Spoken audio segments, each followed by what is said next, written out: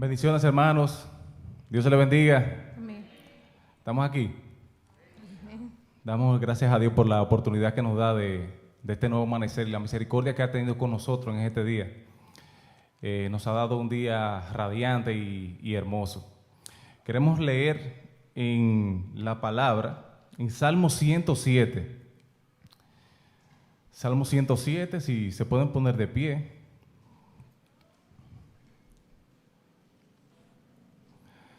Vamos a leerlo del 1 al 14. Leemos en el nombre del Padre, del Hijo y del Espíritu Santo. Salmo 107. Alabad a Jehová porque Él es bueno, porque para siempre es su misericordia. Díganlo los redimidos de Jehová, los que ha redimido del poder del enemigo, y los ha congregado en las tierras. Del oriente y del occidente, del norte y del sur, anduvieron perdidos por el desierto, por la soledad sin camino, sin hallar ciudad en donde vivir. Hambrientos y sedientos, su alma desfallecía en ellos. Entonces clamaron a Jehová en su angustia, y los libró de sus aflicciones. Los dirigió por camino derecho, para que viniesen a ciudad habitable. Alaben la misericordia de Jehová y sus maravillas para con los hijos de los hombres. Porque sacia al alma menesterosa y llena de bien al alma hambrienta. Algunos moraban en tinieblas y sombra de muerte, aprisionados en aflicción y en hierros, por cuanto fueron rebeldes a las palabras de Jehová y aborrecieron el consejo del Altísimo. Por eso quebrantó con el trabajo sus corazones. Cayeron y no hubo quien los ayudase. Luego que clamaron a Jehová en su angustia, los libró de sus aflicciones, los sacó de las tinieblas, de la sombra de muerte, y rompió sus prisiones. Amén. Amén. Te adoramos, Señor, y te bendecimos. Gracias, Señor, por esta hermosa palabra, Señor Padre. Nos gozamos en ti, Señor. Tú eres quien nos da libertad, Señor. Tú eres quien nos libra, Señor. Tú eres nuestro roca fuerte. Amén. A ti, Señor, clamamos, Señor, y te pedimos, Señor, que tú nos ayudes, Padre Santo, a hacer tu voluntad cada día. En el nombre de Jesús te adoramos. Queremos cantarte, Señor. Amén. Queremos cantarte, Señor. Gócense los pueblos.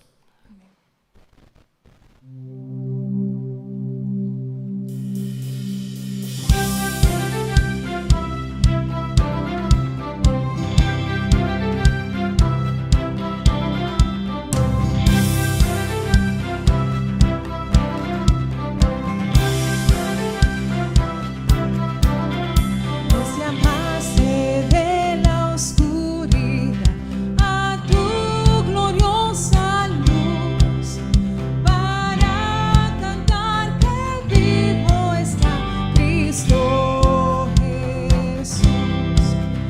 Todo aliento nuestro contar tu gracia que nos da, profundo gozo, amor sin fin, vida eterna. Todos juntos. Gócense los pueblos, cante toda nación, por tu bendición cantamos hoy a Cristo.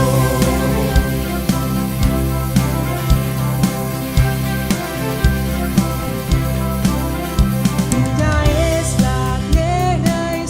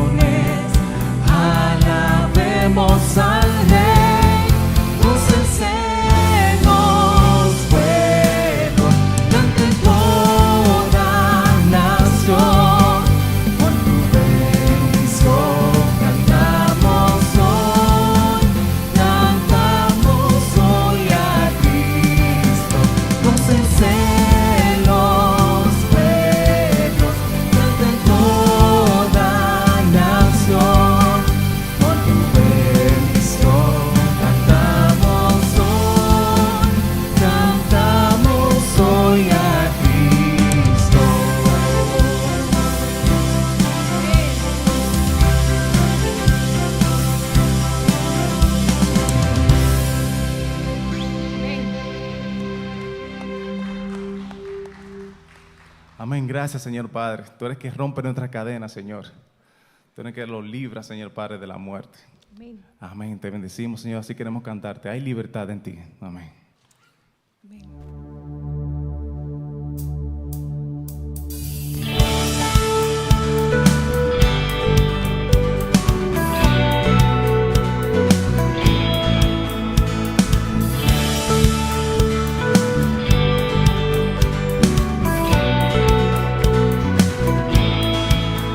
Las cadenas de la muerte me quitó.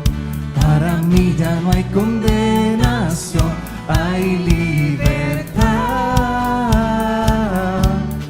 libertad. Siendo Esclavo del pecado me libró y en la cruz compró mi redención, mi libertad, libertad. Rompió mis cadenas, me dio vida nueva y al fondo del mar echó mi maldad. Lavó mis pecados y me ha perdonado. Solo en el nombre de Jesús hay libertad.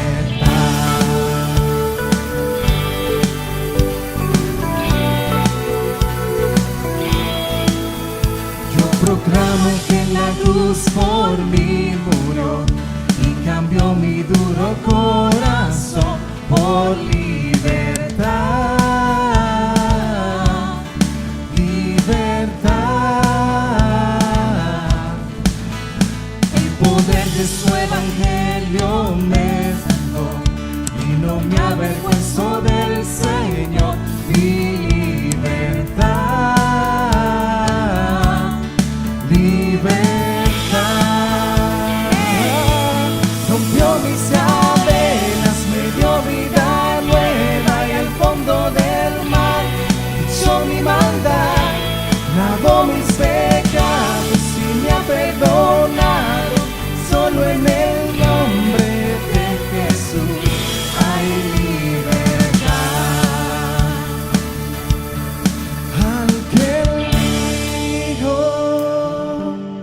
hace libre, es libre en verdad. ustedes son. Al que el Hijo Hace libre, es libre en verdad. Una vez más. Y al que el Hijo hace libre, es libre en verdad. así es. Al que el Hijo Hace libre,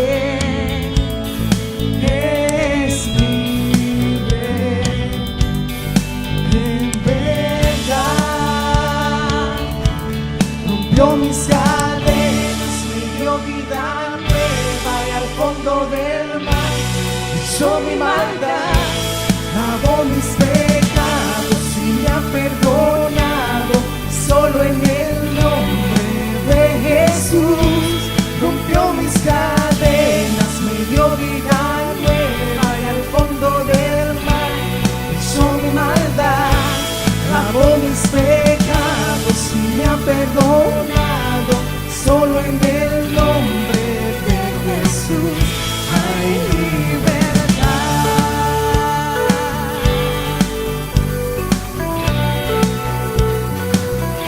Hay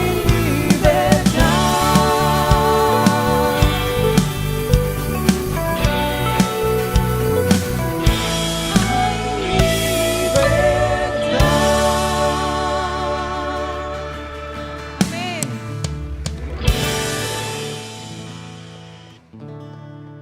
Amén, aleluya. Gracias, Señor Padre. Tú eres nuestra roca, Señor. Amén. Hay libertad en ti, Señor. Tú eres nuestra roca, Señor. Tú eres nuestra esperanza, Padre.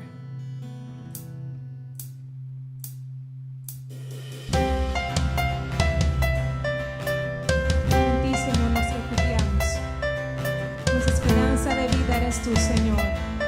Y hoy cantamos que tú eres nuestra roca eterna. Amén. Y en Él somos fuertes.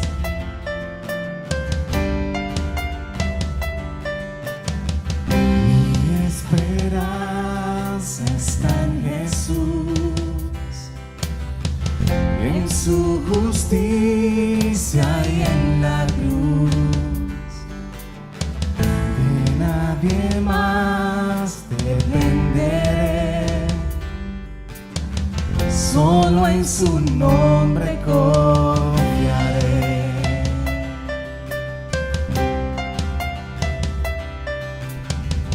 Mi esperanza está en Jesús, en su justicia y en la cruz. De nadie más dependeré,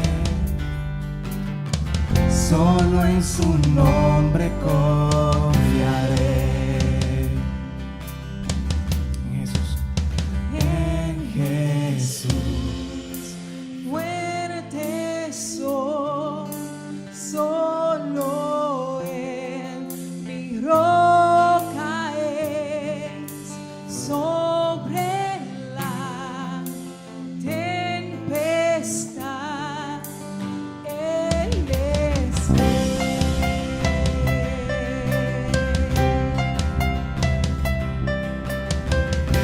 cuando no puedo ver su faz, sé que su gracia es siempre igual.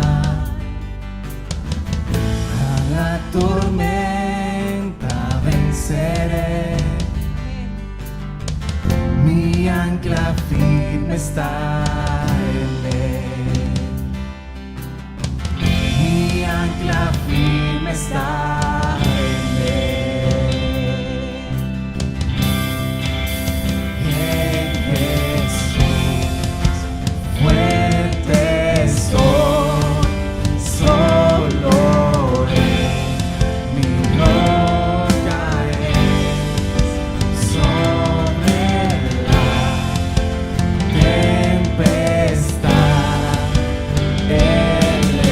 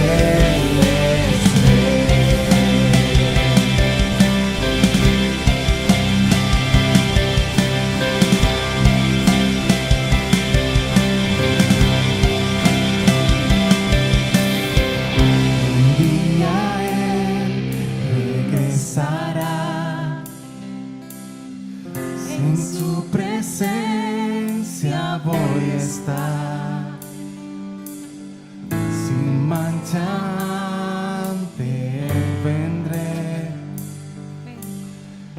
justificado por la fe. Cántale conmigo. En Jesús, fuerte soy, solo en mi roca es, sobre la tempestad Él es.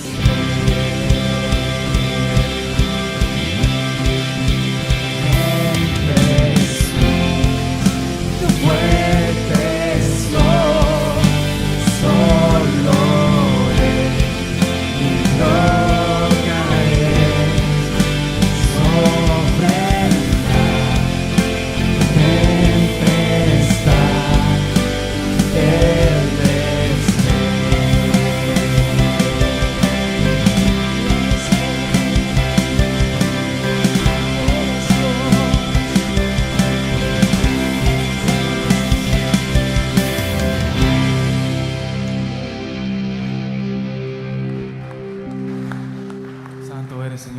y alabado sea tu nombre, Señor. Te bendecimos, Señor, te glorificamos. Gracias, Padre Santo, por este momento que tú has tenido con nosotros, Señor. Abre nuestro entendimiento, Señor Padre. Abre todo nuestro ser, Señor Padre. Bendice al predicador, Padre, que en esta mañana, Padre, tiene palabras, Señor, de ti para nosotros. Bendícenos, Señor Padre. En el nombre de Jesús te adoramos. Amén.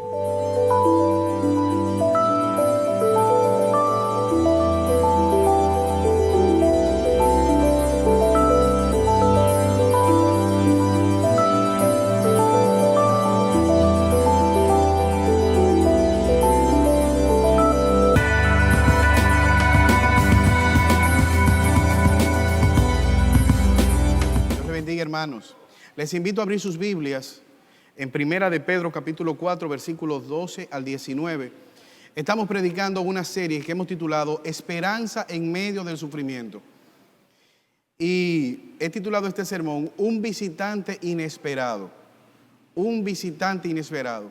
Si tú estás en tu casa y nos estás viendo por redes sociales, también te invitamos a que busques tu Biblia, que la abras en algún dispositivo electrónico o que la busques en físico y que puedas leer con nosotros y compartir la palabra de Dios. Primera de Pedro capítulo 4, versículos del 12 al 19.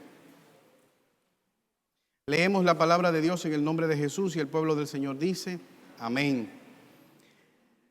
Amados, no os sorprendáis del fuego de prueba que os ha sobrevenido, como si alguna cosa extraña os aconteciese, sino gozaos por cuanto sois participantes de los padecimientos de Cristo, para que también en la revelación de su gloria os gocéis con gran alegría. Si sois vituperados por el nombre de Cristo, sois bienaventurados, porque el glorioso Espíritu de Dios reposa sobre vosotros. Ciertamente, de parte de ellos Él es blasfemado, pero por vosotros es glorificado. Así que ninguno de vosotros padezca como homicida, o como ladrón o malhechor, o por entrometerse en lo ajeno. Pero si alguno padece como cristiano, no se avergüence, sino glorifique a Dios por ello. Porque es tiempo de que el juicio comience por la casa de Dios. Y si primero comienza por nosotros, ¿cuál será el fin de aquellos que no obedecen al Evangelio de Dios? Y si el justo con dificultad se salva, ¿en dónde aparecerá el impío y el pecador? De modo que los que padecen según la voluntad de Dios encomienden sus almas al fiel Creador y hagan el bien. Amén. Hay una profesión que se ha hecho muy popular como medio de trabajo. Es muy común. Cuando yo fui a la universidad no me la ofrecieron como una alternativa para estudiar. De hecho, no tengo el conocimiento de qué universidad se forman este tipo de profesionales. Y me estoy refiriendo al coach, al coaching. El coaching es una persona que utiliza una metodología de desarrollo profesional y personal, buscando influenciar a las personas para que éstas tengan una transformación, ya sea cambiando el enfoque, aumentando la motivación o el compromiso de esa persona. Palabras como vamos por más, reprogramación mental, desaprender, desprogramar, cambio de paradigma, son las palabras favoritas de los coaches. De hecho, se puede dividir o existen varios tipos de coaching. Los más famosos, el coach profesional, aquel que se encarga de dirigir o orientar, asesorar a la persona para que pueda producir algún tipo de cambio. Hay coach empresarial, se encarga de organizar las empresas como su nombre lo dice. Un coach deportivo es aquel que ayuda a aquella persona que está interesada en alimentarse, perder peso, etc. Coach de inteligencia emocional, coach de familia, y probablemente después de esta pandemia aparezcan también los coach especialistas en COVID-19. En el Evangelio de Marcos, Jesús se para y está hablando de que Él va a morir. De que no solamente va a morir, sino que Él va a ser rechazado por los principales líderes religiosos y políticos de la época. Jesús va a sufrir y Él está hablando y anunciando los padecimientos que va a enfrentar fruto de la voluntad de Dios. Es ahí donde Pedro se le acerca a Jesús y lo lleva aparte, tratando de implementar un coach personal con Jesús. Y en el verso 32 de Marcos 8, se nos dice que Pedro comenzó a reconvenir a Jesús. Pedro comenzó a reprender a Jesús. Y probablemente lo que Pedro le estaba diciendo es: Jesús, mira, lo que está pasando contigo, tú tienes que cambiarlo. Puesto que es el objetivo, que el evangelio crezca, tú no puedes estar diciendo que te van a matar. Tú no puedes estar diciendo que vas a sufrir, porque esto no ayuda a la predicación del evangelio. Es ahí donde Jesús entonces reprende duramente a Pedro. Y le dice a Pedro: tú te estás siendo dirigido o estás repitiendo la intención de Satanás. Apártate de mí, Satanás. Y es ahí donde Jesús en el versículo 34 hace el gran llamado. Llamando a la gente y a sus discípulos, Jesús le dijo: si alguien quiere ser mi discípulo, quiere ser mi seguidor, tome su cruz y sígame. Y nosotros leemos esto, pero en el contexto ahora mismo pudiéramos nosotros decir: si alguno quiere ser mi discípulo, tome este ataúd y sígame. Si alguno quiere ser mi seguidor, tendrá que padecer.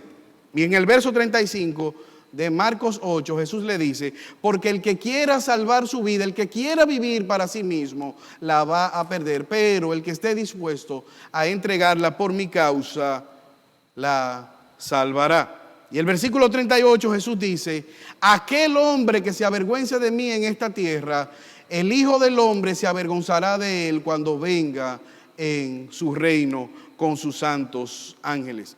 Y lo que me propongo es la misma idea que Jesús estaba planteando. El texto que acabamos de leer nos enseña que ser discípulo de Jesús traerá sufrimiento.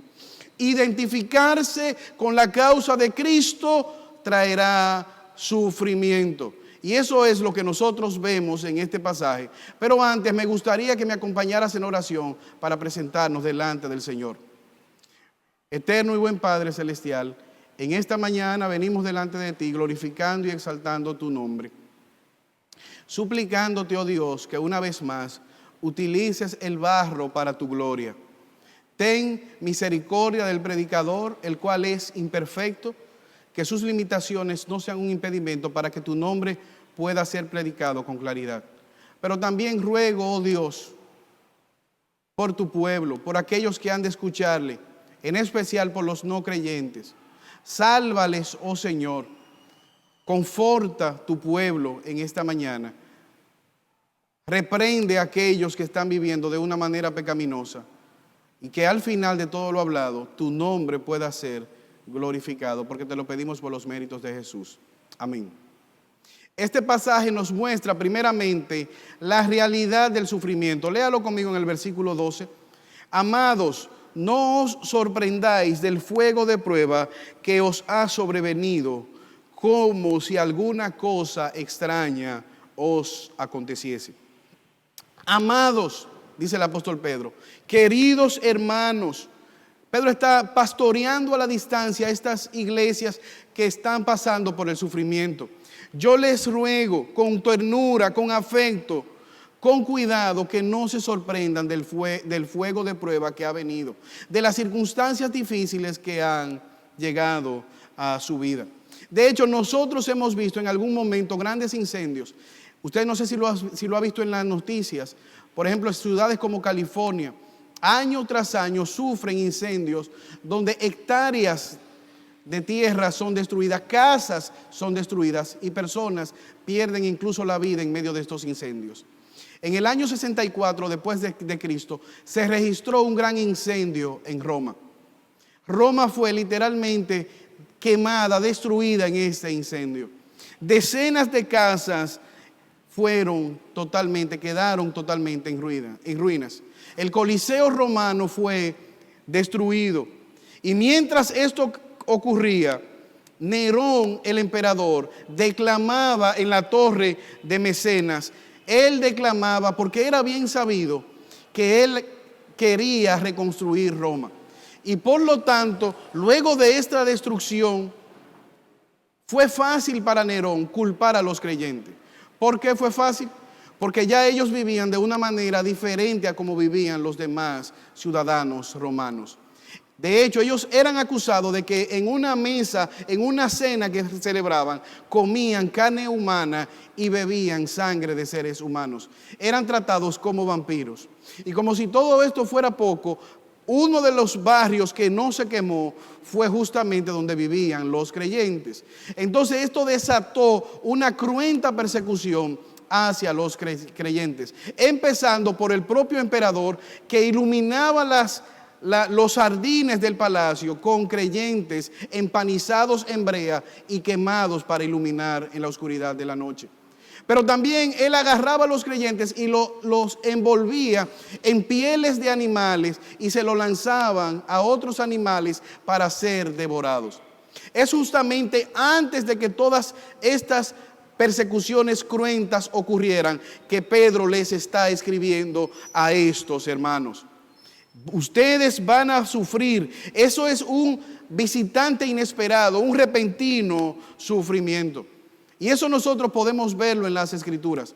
De hecho, en el libro de Job, capítulo 2, versículo 9, una frase célebre de la esposa de Job le dijo a Job: ¿aún retienes tu integridad? ¿Aún sigues siendo creyente? Maldice a Dios y muérete. Esa fue la frase de la esposa de Job. Una frase llena de impiedad.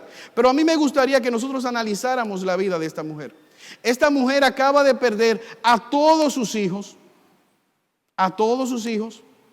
Pero también acaba de perder su vida de riqueza y pasa a una extrema pobreza. Y como si todo esto fuera poco, ver a su esposo quebrantado su salud a tal punto que la Biblia dice que los animales, los perros lamían la llaga de Job. Y esto se hace más fuerte porque esta esposa de Job sabía que Job era un hombre íntegro, que Job, humanamente hablando, no había cometido ningún delito para merecer este sufrimiento. Y es ahí donde ella se rompe y no entiende lo que está pasando. Debemos recordar que ella no tenía el libro de Job para entender el plan de Dios que le estaba pasando.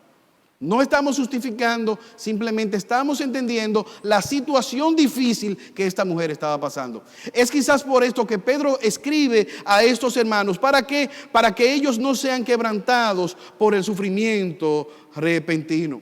Ahora, esa no es solamente la situación de Job, esa no es solamente la situación de estos hermanos que Pedro les escribe, esa es la situación de cada creyente, como dice Pablo a Timoteo en 2 Timoteo capítulo 3 versículos 12.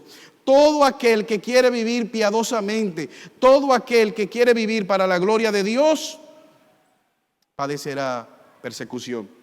La pregunta no es si vamos o no a sufrir, la pregunta es cuándo y qué vamos a hacer en medio del sufrimiento. Yo te pregunto a ti que me estás escuchando, que me estás mirando, ¿estás tú sufriendo por la causa de Cristo? ¿Qué te ha costado a ti el evangelio? ¿O simplemente estás viviendo en una aldea, en una burbuja especial?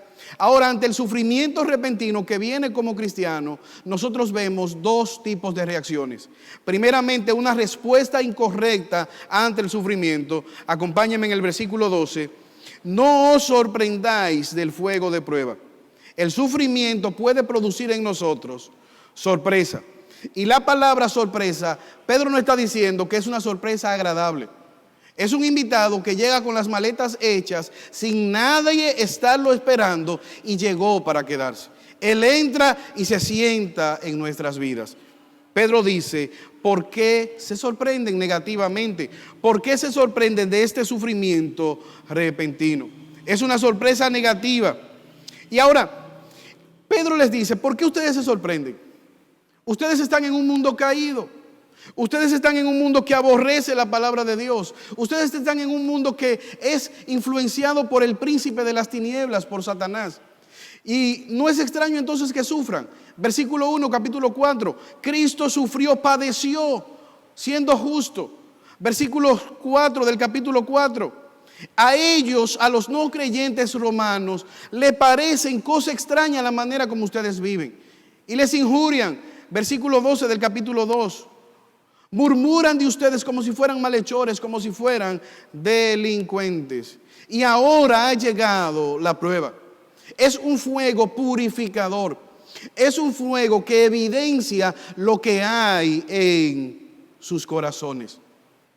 Es un fuego que va a ver de qué material ustedes están hechos. Es un fuego que va a probar dónde está realmente su gozo. ¿Dónde está su confianza? ¿Dónde está su deleite? Si está en Dios o está en las cosas que el sufrimiento les va a quitar. En Mateo capítulo 21, dice Jesús hablando directamente a los gobernadores, a los líderes judíos. Él les contó una parábola. Y la parábola dice de la siguiente manera. Un hombre tenía una finca, una tierra, una viña. Él la preparó, la acondicionó y la arrendó a unos labradores. Hicieron un convenio en el cual en X cantidad de tiempo ellos iban a darle de las ganancias que produjera aquella tierra. Llegó el tiempo y el dueño de la viña envió un obrero, un mensajero, a recoger la parte del convenio. ¿Qué hicieron los dueños de la viña, los viñadores malvados? Golpearon a aquel enviado por el dueño de la viña y lo mandaron muy golpeado. Pero ¿qué hizo él? Volvió a enviar otro emisario pidiendo la justa parte que le correspondía. ¿Qué hicieron los viñadores malvados? Volvieron y le mandaron golpeado. Él mandó un tercero. ¿Y qué usted cree? ¿La tercera es la vencida? No. Volvieron al tercero también y le golpearon. Y en el versículo 13 dice, el señor de la viña dijo, ¿qué haré? ¿Qué puedo hacer ante estos viñadores malvados? Y se le ocurrió una idea. Voy a enviar a mi hijo. ¿Para qué? Para que ellos, viendo a mi hijo, el heredero, tengan misericordia, tengan respeto hacia mi hijo y le entreguen lo que le corresponde. Y así lo hizo. Envió a su hijo. ¿Qué hicieron estos viñadores malvados? Se pusieron de acuerdo y dijeron, este es el heredero. Cuando el Señor se muere, este va a heredar. Matémosle. Y así totalmente la viña será nuestra. ¿Y qué estaba diciendo Jesús con esta parábola? Jesús estaba ejemplificando lo que había hecho el pueblo de Israel. Una y otra vez Él les había enviado profetas que advirtieran, que llamara al arrepentimiento. Y una y otra vez Israel los apedreaba, los aserraba, los rechazaba. Hasta que un día Dios en su misericordia, en su providencia, envió a su propio Hijo para dar testimonio de la verdad. ¿Qué hicieron los maestros? Ellos reconocían. Nicodemo le dice a Jesús en Juan 3, nosotros sabemos que tú vienes de parte de Dios. El problema que nosotros tenemos no es de información, no es de revelación acerca de quién tú eres. Sabemos claramente que tú eres Dios. El problema es que amamos más nuestro pecado que la voluntad de Dios.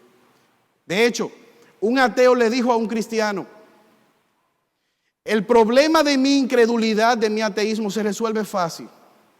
Y pienso que el ateísmo del mundo entero es fácil de resolver. ¿Sabes cómo se resuelve el ateísmo en el mundo? Si el Dios invisible al que tú le sirves, que tú dices que existe, se hace presente y se da a conocer. Y el cristiano le respondió, eso ya ocurrió. El Dios al cual yo le sirvo se hizo presente y la humanidad lo clavó en un madero. Es decir, hermanos, que el problema no es de saber cuál es la voluntad de Dios, sino es nuestro corazón pecaminoso. Ahora, el sufrimiento es una realidad en la vida del creyente. De hecho, hay un superhéroe muy conocido en el universo de los X-Men. Es azul, tiene los ojos amarillos. Yo en el primer culto, un niño dijo, Mystique, de una vez. Mística. ¿Cuál es el poder que tiene Mystique? Ella tiene un poder de alguna manera extraño. Ella se camuflajea. Ella toma la forma dependiendo a la conveniencia que ella necesite. Si ella necesita pasar inadvertida, va a tomar la forma de acuerdo al lugar donde ella se encuentra. Ese extraño poder, podemos decirlo, que lo tienen muchos creyentes. Ellos son creyentes con los creyentes. Iglesia, modo iglesia. Vamos para el culto. modo culto. Mundo, modo mundo. Y así van cambiando como si fueran un celular que cambia y se actualiza de acuerdo al lugar donde se encuentre. Ahora tú y yo no podemos sorprendernos del fuego de fuego, de la prueba de fuego que puede venir a nuestras vidas. Ahora, es una respuesta incorrecta el sorprendernos.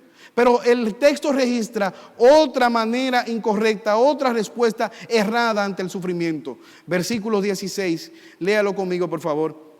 Pero si alguno padece como cristiano, no se avergüence. Muchas veces podemos sentir vergüenza por el hecho de ser cristiano. Vergüenza por identificarnos con la causa de Cristo. Pedro les dice, no se avergüencen si ustedes padecen como cristianos. Es evidente que nosotros sufrimos por nuestro pecado. No está hablando de alguien que ande de manera pecaminosa y que sufre fruto de su pecado. Está hablando de un creyente que está sufriendo por el evangelio, que está sufriendo por la cruz de Cristo. Pedro le dice, no te avergüences, no sienta vergüenza de que te identifiquen con la Biblia, que te identifiquen con la causa de Cristo, que te identifiquen con la obra gloriosa de Cristo, que te identifiquen con que vives de una manera diferente. Y esto es interesante, hermano, que yo quiero resaltar algo. Nosotros estamos muy ávidos y muy deseosos de salir a protestar con pancartas, de salir quizás con banderas y con letreros, a hacer marchas y caravanas en pro del evangelio. Pero déjame decirte que la mejor caravana, que la mejor proclamación del evangelio la debemos hacer en nuestras casas, viviendo a la luz de la verdad de Dios. Debemos hacerla en nuestros trabajos, predicando el evangelio, viviendo para la gloria de Dios, contraculturalmente. Quizás estás dispuesto a salir a una caravana a Santo Domingo y en el lugar donde trabajas nadie sabe que eres creyente. Nunca has cogido ni siquiera la Biblia para hacer un devocional en tu lugar de trabajo. Y estás dispuesto a coger una guagua, a ir a marchar a Santo Domingo. Nos avergonzamos de Cristo. Como decía un pastor amigo, Buda es un señor mayor en Pamper, hablando de superación personal. Y la gente no se avergüenza de Buda. ¿Por qué nosotros avergonzarnos de Jesucristo? Hace algún tiempo, cuando yo era niño, esto nunca lo he dicho públicamente, lo voy a decir por primera vez, pero yo siempre quise ser Boy Scout. Siempre quise ser Boy Scout. Y tuve un amigo en el colegio, Wandy, que ese era Boy Scout de pura cepa. A Gabriel lo conoce, Ali lo conoce. Y Wandy en los recesos andaba con una soga, él hacía nudos, él cantaba las canciones, yo me las sabía, las canciones de los Boy Scouts. Yo siempre quise ser Boy Scout. De hecho, yo llené el formulario para hacerme Boy Scout. Y fui frente al colegio agustiniano donde se reunían ahí un sábado en la tarde. Ellos no me vieron, pero yo estaba ahí. Quería unirme a ser Boy Scout. ¿Por qué no me hice Boy Scout? Porque me daba vergüenza los pantaloncitos verdes y la corbatica que usaban los Boy Scouts.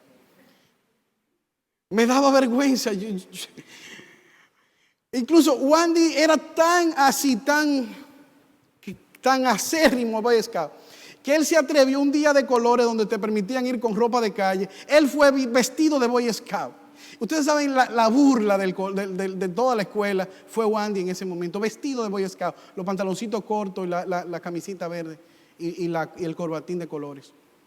Me avergoncé de ser Boy Scout, por lo que le voceaban, por lo que le decían a los Boy Scout. Nunca disfruté de ser Boy Scout. Ahora Pablo le dice a Timoteo en 2 de Timoteo capítulo 1 versículo 8, porque Dios no nos ha dado un espíritu de cobardía, sino de poder, de amor y de dominio propio.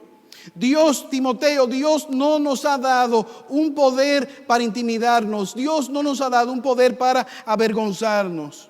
Por tanto, no te avergüences de dar testimonio de nuestro Señor, ni de mí preso suyo, sino participa de las aflicciones por el evangelio según el poder de Dios. Pablo le dice a Timoteo: Timoteo, Dios no nos ha dado un poder para que nos avergoncemos. No te avergüences de mí, no te avergüences de testificar de Jesucristo. Y lo que Pablo le está diciendo a Timoteo: Cristo murió en un madero, yo estoy preso, pero acuérdate, Timoteo, que no estamos presos porque hemos cometido algún delito. Estamos presos solamente porque proclamamos la verdad del Evangelio. Somos prisioneros del Evangelio. Somos prisioneros de la causa de Cristo. No te avergüences, Timoteo. Tú no tienes por qué avergonzarte. Todo lo contrario. Es un privilegio, es un placer que gente pecadora haya sido llamada a servir para la causa de Cristo. Timoteo pudo haberse sentido amedrentado. Si Cristo murió en la cruz, si Pablo está preso y Cristo es el tronco, ¿qué me pasará a mí? No te avergüences. Joven que me estás escuchando, no te avergüences de la causa de Cristo. No te avergüences de hacer un propósito llegar virgen al matrimonio. Aunque la gente se burle de esos principios, no te avergüences. No te avergüences de testificar de Cristo. No te avergüences cuando te digan en tu trabajo: ¿y cómo una persona tan inteligente como tú es cristiana? ¿Y cómo alguien tan inteligente como tú cree en uno que murió en un madero? No te avergüences. Dos respuestas incorrectas: una sorpresa negativa ante el sufrimiento y una vergüenza ante los padecimientos de Cristo. Ahora, ¿cuál es la manera en la cual nosotros debemos responder de manera correcta ante el sufrimiento? Versículo 13: sino gozaos por cuanto sois participantes de los padecimientos de Cristo, para que también en la revelación de su gloria os gocéis con gran alegría. ¿Cuál es el imperativo? No te sorprendas negativamente, no te avergüences de la causa de Cristo, sino gózate. No simplemente que te goces en el padecimiento, gózate en que eres parte de la causa de Cristo. Nosotros no somos estoicos, no somos filósofos que buscan el sufrir como causa de buscar la salvación. Pedro les está diciendo: gózate en que estás sufriendo por la causa de Cristo. Gózate porque está siendo probado. Gózate porque hay propósito en ese sufrimiento. Gózate porque Cristo está siendo formado en ti. Gózate porque tu carácter se está desarrollando. Gózate porque eres digno de ser llamado a sufrir por la causa de Cristo. Pero también el texto nos enseña que Pedro les está diciendo: gózate porque tú tienes esperanza. Versículos 13, parte B. Para que también en la revelación de su gloria os gocéis con gran alegría. ¿Qué dijo Jesús? Marcos capítulo 8. Si tú te avergüenzas en esta generación adúltera y pecadora, cuando Cristo venga con su gloria, con sus ángeles, Él se avergonzará también de ti. Nos gozamos con Cristo, pero también es necesario padecer para la gloria de Cristo. Gózate en esa esperanza gloriosa de que estás sufriendo por una causa. Pero también gózate en que tienes el Espíritu Santo. Versículo 14. Si sois vituperados por el nombre de Cristo, sois bienaventurados, porque el glorioso Espíritu Santo reposa sobre vosotros. Ciertamente de parte de ellos Él es blasfemado, pero por vosotros es glorificado. ¿Qué dice Pedro? El Espíritu Santo está sobre ustedes. El mundo lo menosprecia, el mundo blasfema de Dios, el mundo blasfema de la palabra de Dios, pero en ustedes Dios es glorificado. En ustedes, los creyentes, el Espíritu Santo está llevando a cabo la obra de Dios. Pero también gózate en que sufres por hacer lo correcto. Sufres por hacer lo correcto, versículo 15. Así que ninguno de vosotros padezca ni como homicida o ladrón o malhechor o por entrometerse en lo ajeno. Estamos hablando de un sufrimiento por la causa de Cristo, por los padecimientos de Cristo. No un sufrimiento fruto de tu pecado. No un sufrimiento fruto de haberte intrometido en una situación que no debiste meterte, por estar opinando en cosas que no debiste estar opinando. Pedro está hablando y haciendo una diferencia. Es un sufrimiento por el evangelio. No es un sufrimiento por una enfermedad que venga a tu vida. Sufre el impío y sufre el creyente. No es un sufrimiento por un marido difícil de soportar. Es un sufrimiento por la causa de Cristo, y eso se hace evidente en la vida del creyente. Es por una causa justa. En Hechos capítulo 5 versículo 41, Pedro y Juan fueron encarcelados, fueron maltratados, y dice el texto que ellos al salir del concilio salieron gozosos porque fueron tenidos por dignos de padecer afrenta por la causa del nombre de Cristo. Hoy se nos ha dado a conocer que vamos a sufrir, pero es evidente, hermanos, que al igual que estos creyentes, nosotros debemos gozarnos, no en el sufrimiento, sino en Dios, que tiene control de todas las cosas. Pero también hay una segunda manera correcta de actuar. No solamente gozarnos en Dios al atravesar el sufrimiento, sino glorificar a Dios en medio del sufrimiento. Versículos 16. Pero si alguno padece como cristiano, no se avergüence, sino glorifique a Dios por ello. Que al sufrimiento venir a tu vida, no maldigas a Dios, no le des paso a la queja, no convierta tu vida en una caja de amargura ambulante. Glorifica el nombre de Dios a pesar de la temporada de sufrimiento que ha venido a tu vida. Versículo 17. Porque es tiempo de que el juicio comience por la casa de Dios. Y si primero comienza por nosotros, ¿cuál será el fin de aquellos que no obedecen el evangelio de Dios? La Biblia enseña que Dios a todo el que recibe por hijo lo disciplina, lo corrige, lo azota. ¿Qué padre de ustedes que ame a sus hijos no lo va a corregir? ¿Qué padre responsable no corrige a sus hijos? Hebreos nos enseña que Dios nos disciplina, nos corrige. ¿Para qué? Para que no seamos condenados con el mundo. Y Pedro está diciendo, si aún el cristiano se le hace difícil el sufrimiento, ¿cuánto más aquel que va al infierno? ¿Cuánto más aquel que va a la condenación eterna? La historia registra la vida de un hombre llamado Policarpo, discípulo de Juan.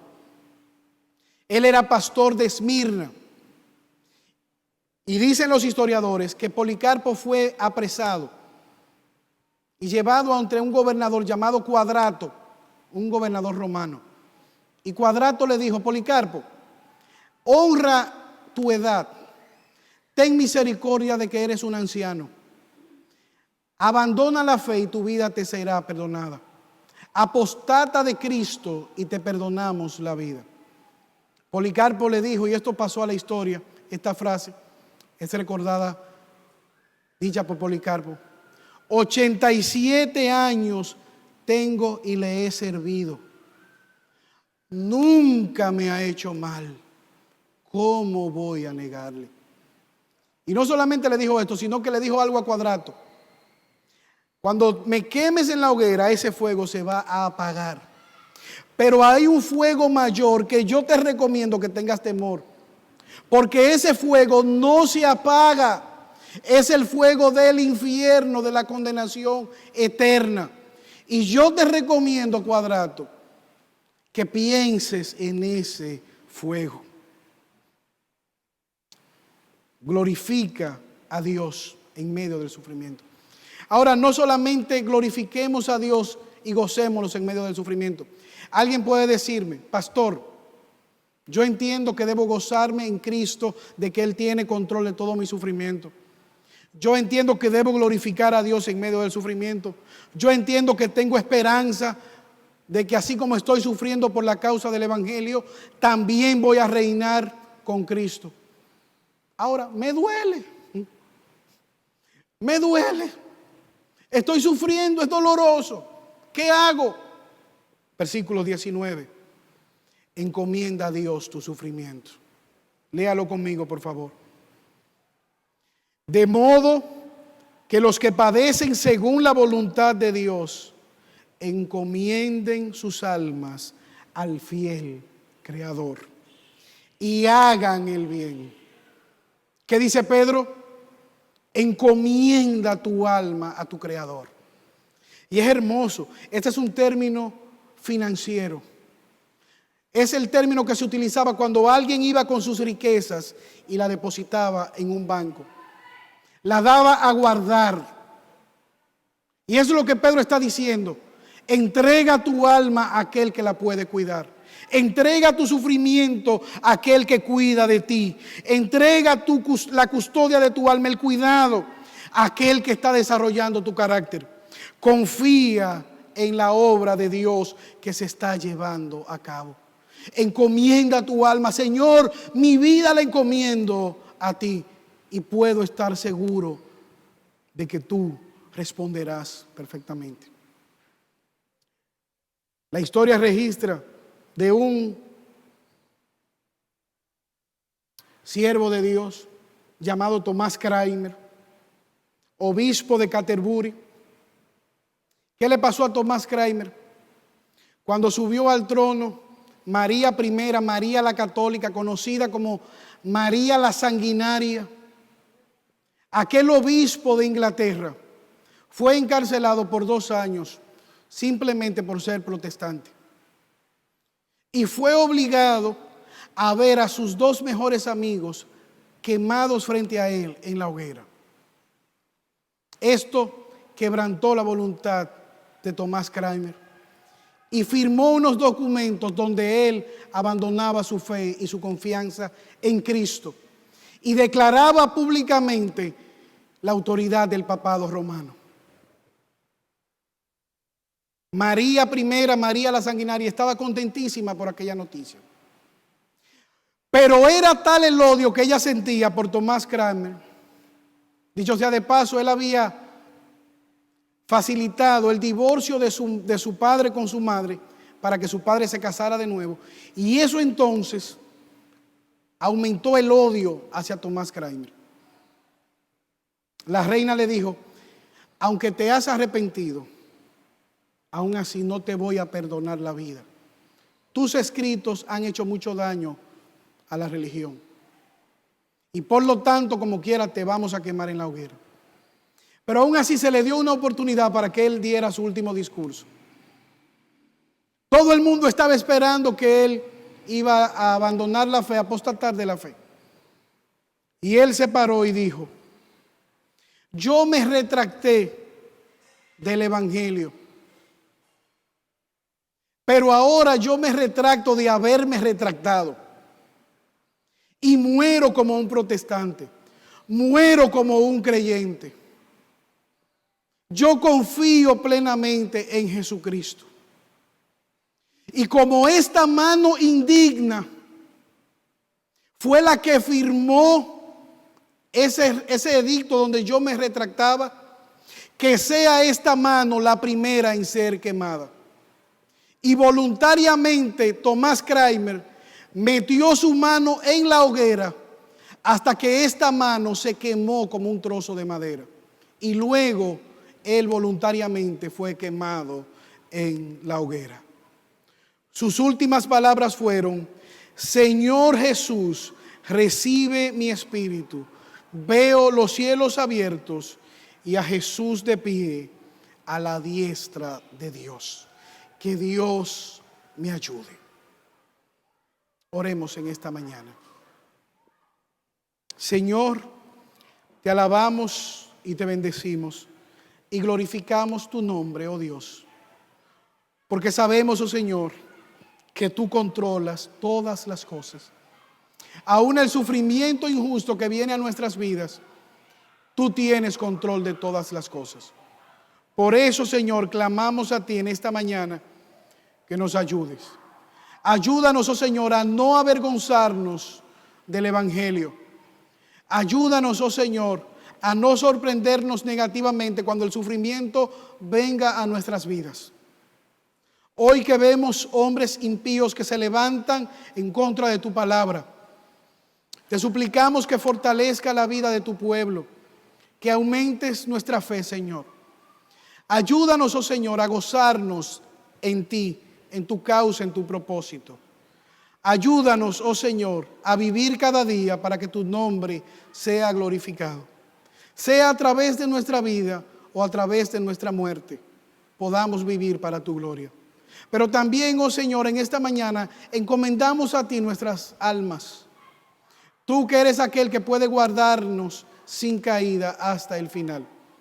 Ayúdanos, oh Señor, porque aunque el espíritu está siempre dispuesto, nuestra carne sigue siendo débil.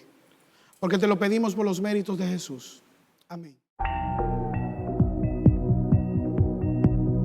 Siendo en forma de Dios, Rey de toda la creación, de siervo se vistió,